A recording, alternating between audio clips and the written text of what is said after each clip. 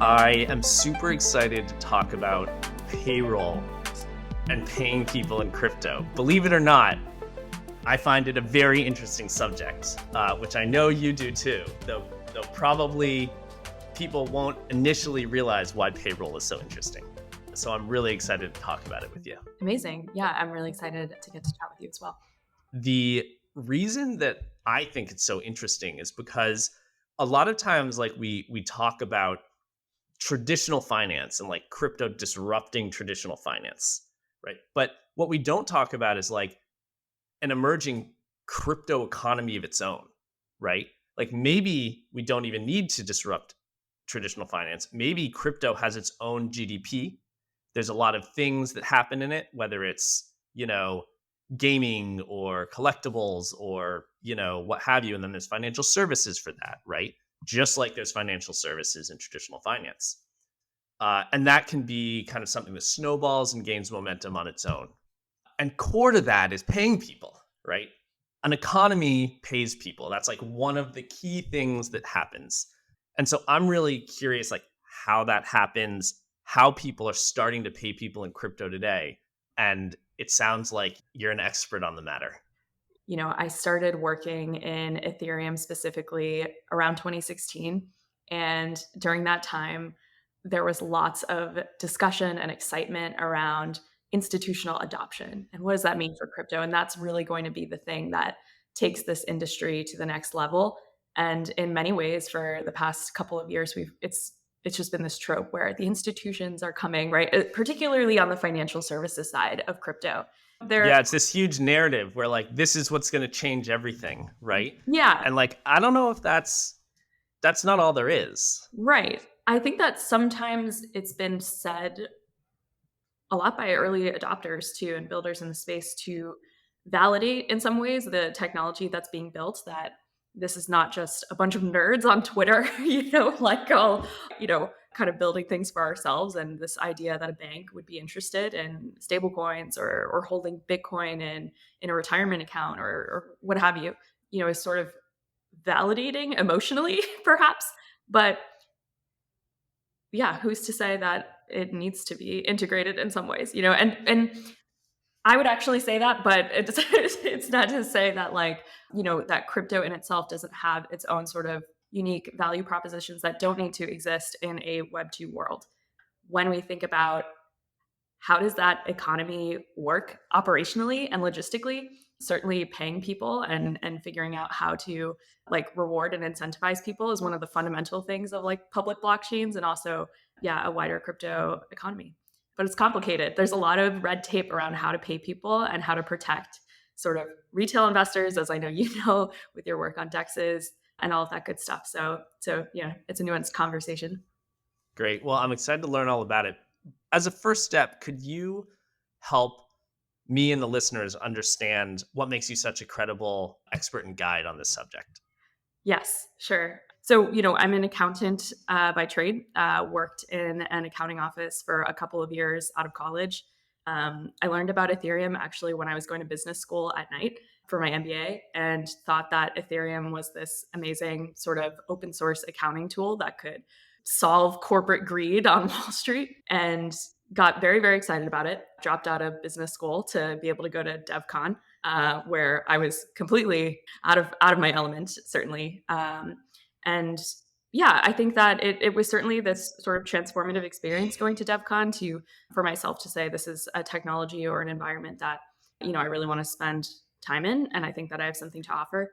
It's quite unique, right? The community around this, it's polar opposite of being a young woman working on Wall Street. It was very welcoming. People are more excited about ideas than perhaps like your pedigree or where you went to school. So all those things attracted me to it in the first place, and I think that we're sort of going through this renaissance almost in like accounting technology in general, certainly in the crypto world and also in the Web 2 world as well, where over the past 10 years or so, small businesses and startups, right, have this now like plethora of options that they could use to decide to onboard to be able to run their business better.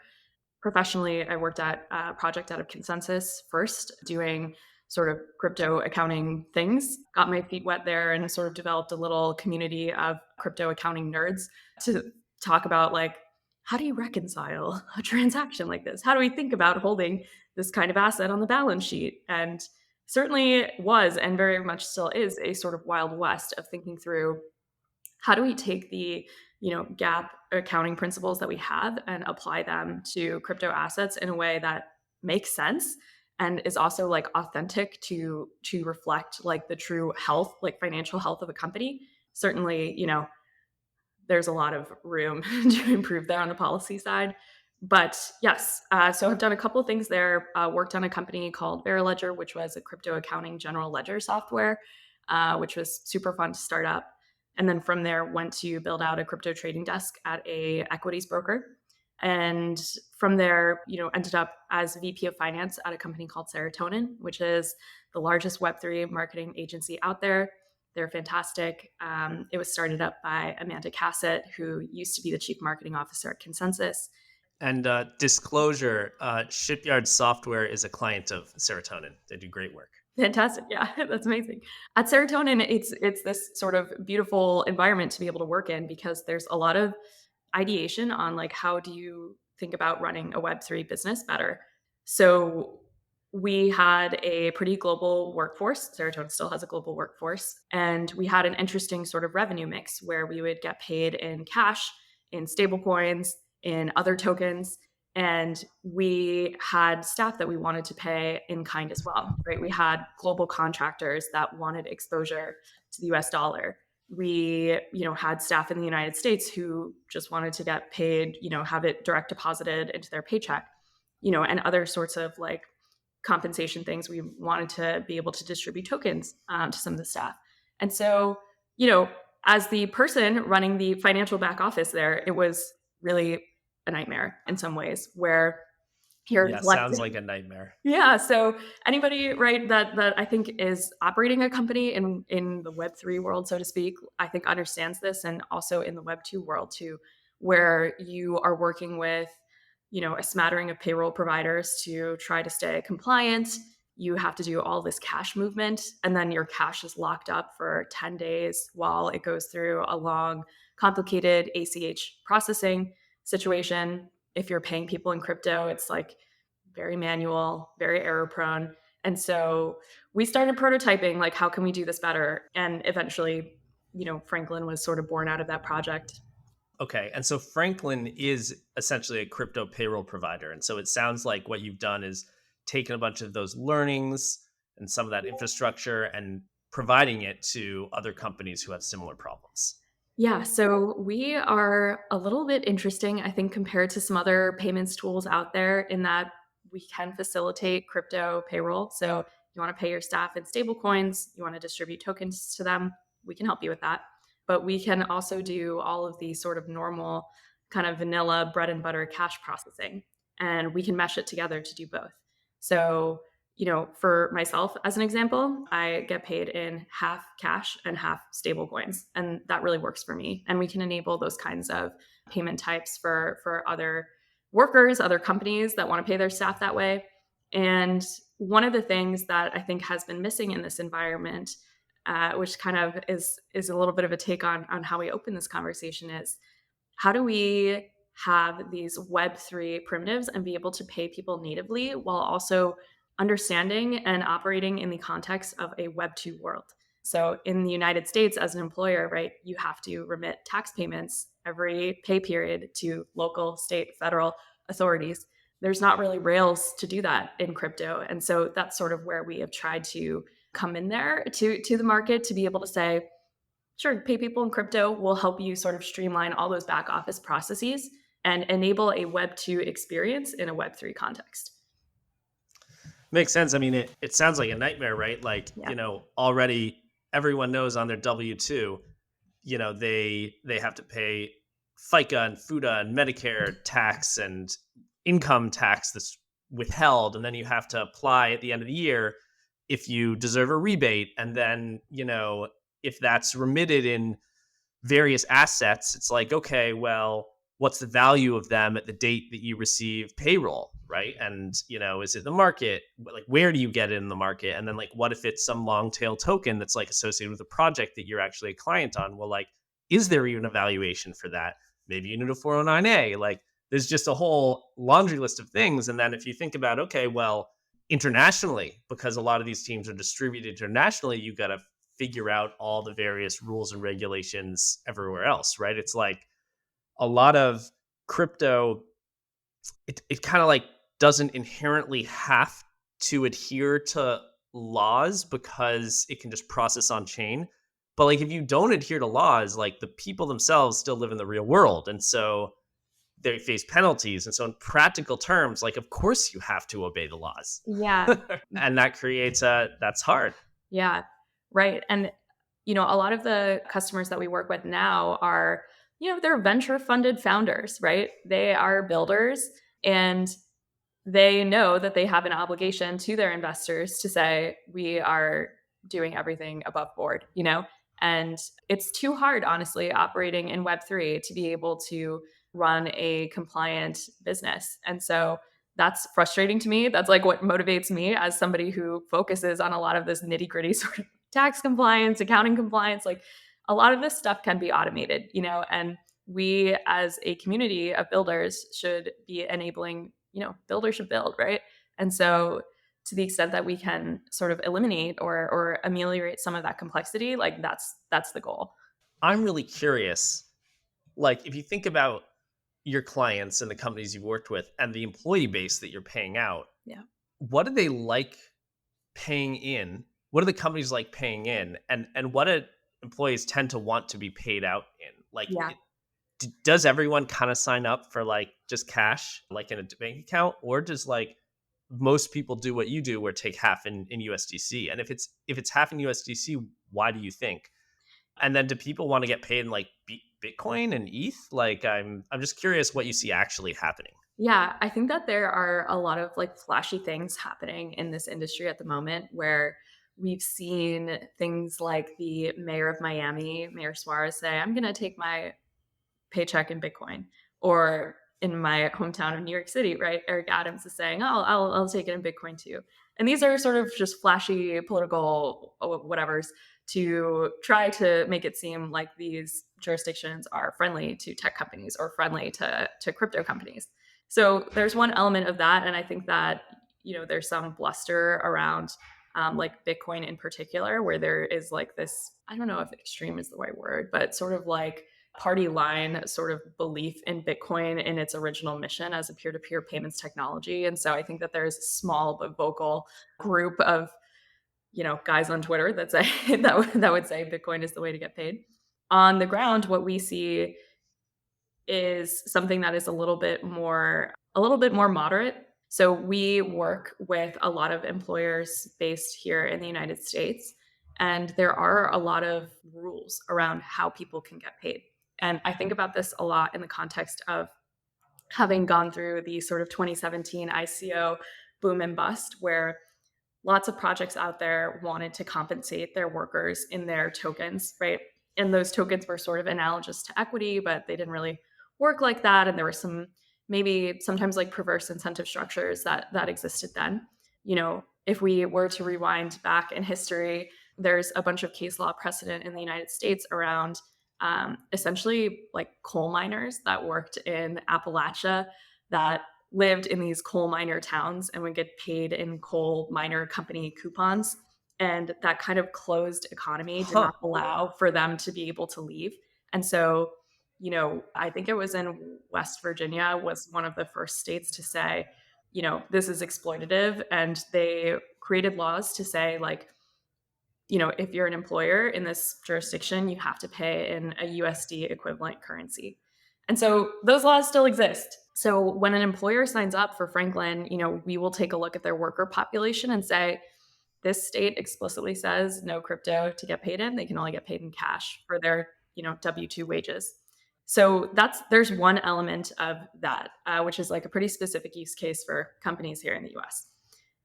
In Web 2, you have stock options, right? So Sure. how does that play into the requirement to compensate W2 employees in the USD equivalent, right? Because, Yeah. you know, Google, Facebook, Tesla, whatever, they actually have big stock based, compensation line Yeah. items. Right, right. Yeah, and for anybody who works at a startup, like, you wanna have, like, stock upside, right? Hopefully, like, that's an attractive part of, like, how you should get paid. Yeah. Yeah, I think that one of the things is, like, there's just a difference in employment law between, like, salaries and other types of income. So, stock is Mm, income, but it's not your salary. Certainly, like, in the I see. Web3 context, you can have a salary paid in stable coins, or USD or other fiat currency, and then you can also have a sort of other income type, which could be token distributions, it could be stock options, it could be, you know, NFTs, right? I don't know any companies that are paying their staff in NFTs yet, but it's conceivable, right? And so that's sort of how we think about it. And the complexity then is, it increases. So if you have some sort of token issued, we have to evaluate, like, what is the nature of that token and how do we think it would be taxed, right? And then we can run it through our software to ensure that all those calculations are being made properly, and then, the taxes associated with it are getting remitted. But as we think about other types of companies, and other types of workers outside of the US, there are pretty, like, robust developer communities in countries like Argentina and Venezuela, for example, that have, like, real very serious problems macroeconomically. And these workers want exposure to USD currency. Even some workers, right, like in the UK, who during the sort of reign of Liz Truss, right, where the pound just took an absolute beating, were trying to renegotiate with their employers to say, what's going on here? I don't want to get paid in pounds anymore, right? This is like an unfortunate reality that we live in, and so it may be a topic that has been discussed quite a bit in crypto, but I still think it hasn't really been cracked, which is just like stable coins or other crypto as a form of remittance, like, this is a big deal. And as we think about how companies pay people and incentivize people outside of the Western world, like, there is a lot of innovation going on in East Asia and Sub-Saharan Africa, places where digital payments are already sort of the norm. And so, how do we think about building on top of some of those trends there to enable a better experience where you can eliminate sort of like predatory payday lenders? You can create a more competitive environment for employers to be able to incentivize their staff. And yeah, you have a local sort of economy that uses, these payment primitives. So So it sounds like most of the demand is from employees is in stable coins as opposed to more volatile assets, yeah. except insofar as, it's the project token of their project and, it's kind of non-salary compensation, right? Yes. Um, So in the Web2 context, right, you got paid your salary, right? And that can be automatically split into a 401k program or whatever other kind of like investment situation that you set up. The same thing can be done in crypto as well. And it can be done actually much cheaper and efficiently, which is to say, okay, I'm getting paid in stable coins. I want 10% of that to be transferred, automatically into some sort of like yield generating protocol. Like, that's another thing that we can do, where you skip all of these intermediaries that are taking fees along the way from your hard earned money, right? And you can generate yield off of it. So there's like the requirements of, okay, you have to be paid a certain way on certain time at certain times, right? But once you're in this Web3 economy, so to speak, there's a lot more that can be automated and that you could do with your earnings. let's say you're in a country that doesn't have good on ramp or off ramps to crypto. Historically, the only way you can get in is, you meet up with someone in the coffee shop and give them cash and they transfer you some sort of crypto, or you run a miner and you're essentially transferring, converting your electricity into crypto, and then you have money in this crypto economy. But increasingly now you can sell your labor and get paid in stablecoin. And now that is within the crypto economy, right? And now you can access the kind of financial services that exist in DeFi. You can access upside, you can trade around, and you never actually had to go through the kind of on ramp, off ramp that Right. you would have had to before. You can enter this economy through labor. Yeah. So why do you take half your salary in USDC? Yeah. Well, I think that the reason for that is that I do have some liabilities in cash, right? I would take the whole thing in stable coins if I could pay all of my bills in stable coins, right? Well, fair, fair, but I'm curious why you half is a lot, right? Yeah. So why do you want more in the Yeah. form of USDC? Well, I think that part of it is that I am perhaps like a above average user of like the Web3 economy or participate in the Web3 economy. So I do use stablecoins to transact, which is fun. I also do like to invest in different sort of assets within the crypto economy. And so, it works well for me for my personal like financial profile. And, our team similarly will take different allocation sizes of crypto as well. And, I think that historically, like, there's been some, like, maybe waffling around, like, if you work in Web3, like, you have to go 100% all in. And, one of the things is like, you can be partially allocated to it, so, and we can automate Yeah, that and make it easy, right? So I'm it's, with you. yeah, based off of everybody's personal profile, right? So at Franklin, we offer the option to get paid, up to 50% of your salary in stablecoins as long as it's compliant with like the jurisdiction that you are working in. For other Mhm. companies, they may decide that a different type of like compensation profile like works well. And, I think that rather than being prescriptive about how you should pay your staff, right? We can just offer the flexibility. There's like a sliding scale, right? Just pick where on the spectrum you want to be and that's what we want to help enable. Okay, and so when employees are receiving stable coins Mhm. around the world, Yeah. like how technically adept do you think they are? Yeah.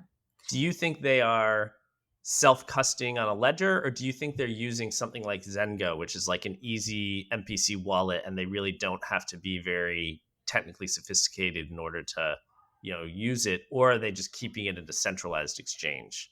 Yeah, I think that the for now, because I think we are still in pretty early days of people getting paid in crypto around the world, a lot of people do choose to self custody. And you would never want to pay a worker of yours if they have like really never interacted with crypto. It's not really something for a kind of like crypto tourist or like a first time user, right? Like this is important. This is like your livelihood, right? You want to make sure that you know what to do with it and are responsible for it. And that can come with a downside if you're irresponsible or if you don't know what you're doing. But that's also part of like the Web3 ethos to some extent is like you have ultimate responsibility for your assets. So it's not like you're calling up, Chase or JP Morgan to be like, hey, I lost my keys. That's part of the thing that we accept when we decide to transact or participate in this economy. Um, I do think that like there's some infrastructure that just is still in the midst of being built to be able to more easily access some of those on and off ramp, like semi custodial or even just like MPC wallet situations. So, most exchanges will not interact with a smart contract.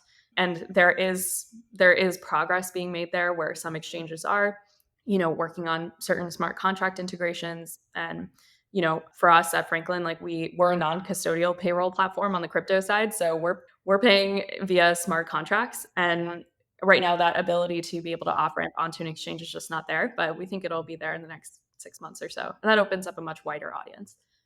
Okay, and what about non-USD stablecoins, right? There's euro stablecoins, there's yen stablecoins, there's GBP, there's UK stablecoins. But these really haven't gotten much traction. So when you see people overseas who want part of their salary in crypto, and it sounds like most of that is stablecoin, did they always tend to want it in USDC, or do they want it in the native currency that they're in?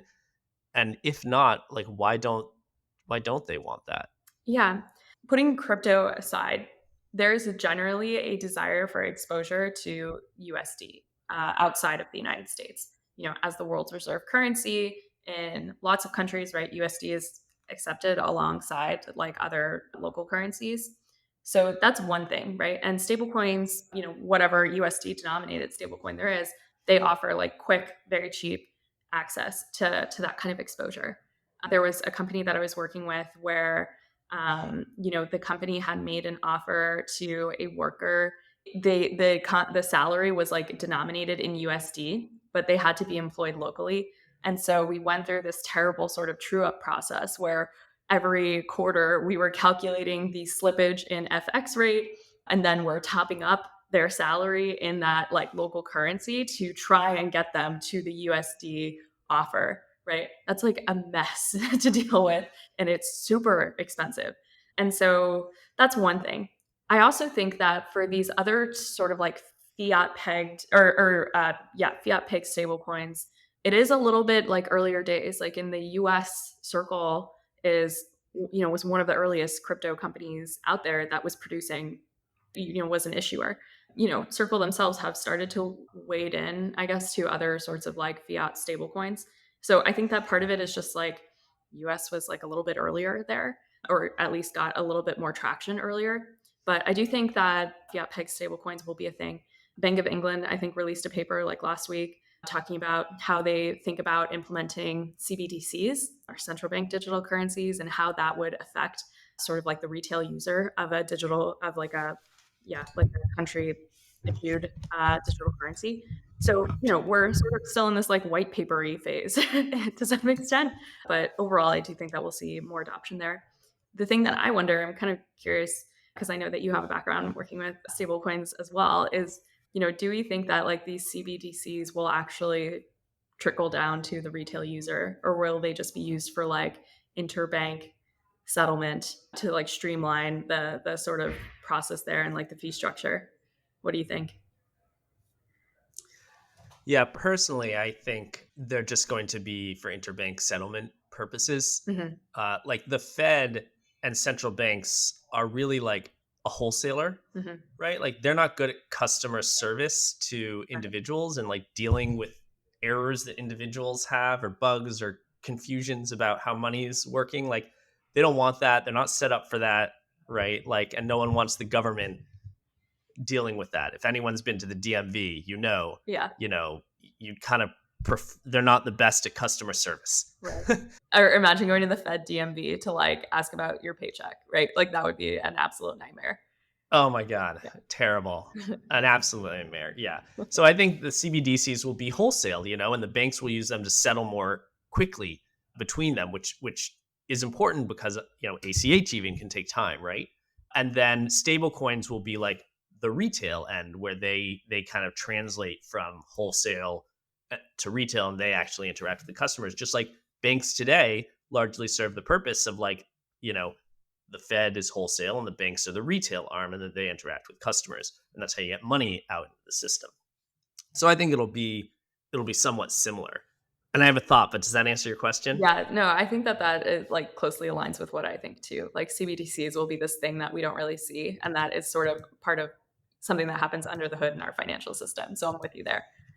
What I think is so important about this is that payroll is an on ramp, right? People talk about on ramps to crypto, and the dissonance that I've always felt exists in crypto around like, we're going to bank the underbanked is like, okay, but like in order for the underbanked to access your financial services, like they need to on ramp through banks. And if they can on ramp through banks, then they're not the underbanked. Yeah. So like, how are you actually going to reach the underbanked? And I think like this is an answer, which is like payroll. Yeah. You pay them for work.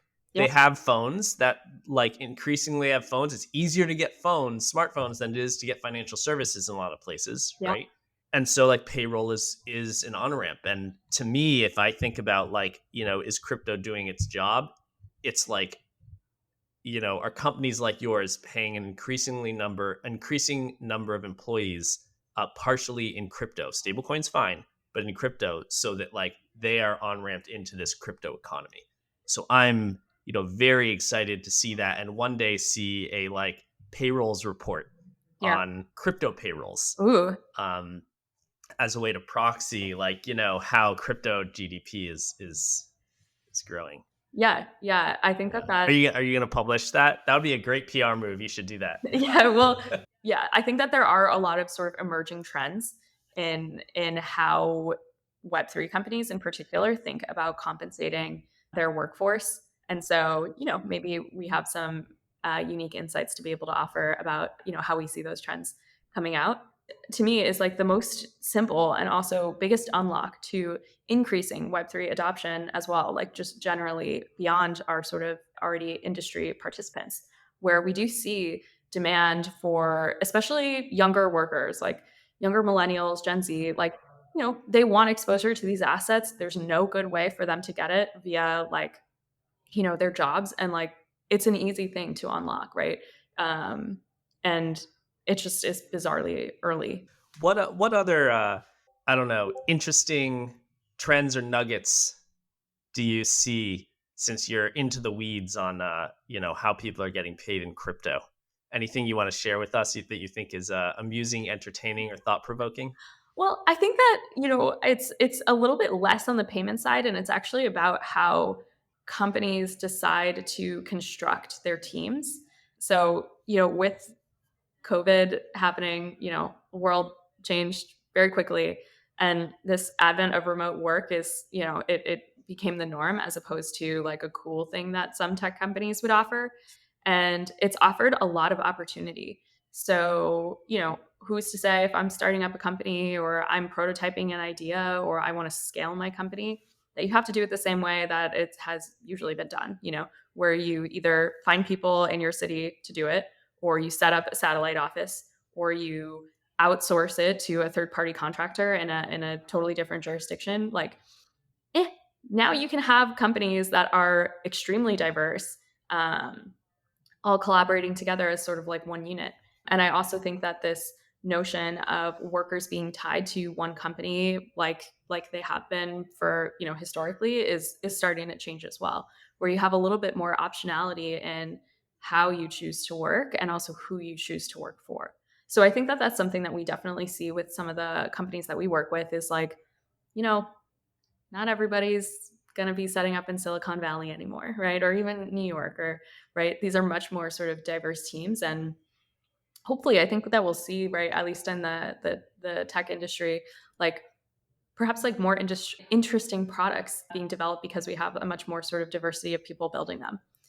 Well, thank you so much for joining us today, Megan. Really appreciate it. Before we tie off, Yeah. could you share how people can follow you and your company if they want to learn more? And I also want to ask you to just shill for your company a bit so people who are listening who have problems that you can solve understand exactly how you can help them. For sure. Yeah. Well, check us out at Franklin Payroll on Twitter and on LinkedIn. We have a small but very sassy social media presence. So we'd love to interact with you all there. And then, yeah, Franklin is built for builders. We are passionate about helping early stage companies be able to streamline their back office. So if you have a desire to pay your staff, you should talk to us because we want to help you. Awesome. For those listening, if you enjoyed this episode, please leave a review and tell us what you like and don't like, and also what you want to hear and learn more about, because we'll go out and find experts like Megan who can teach us about them. So thank you very much, and I hope everyone has a very nice day.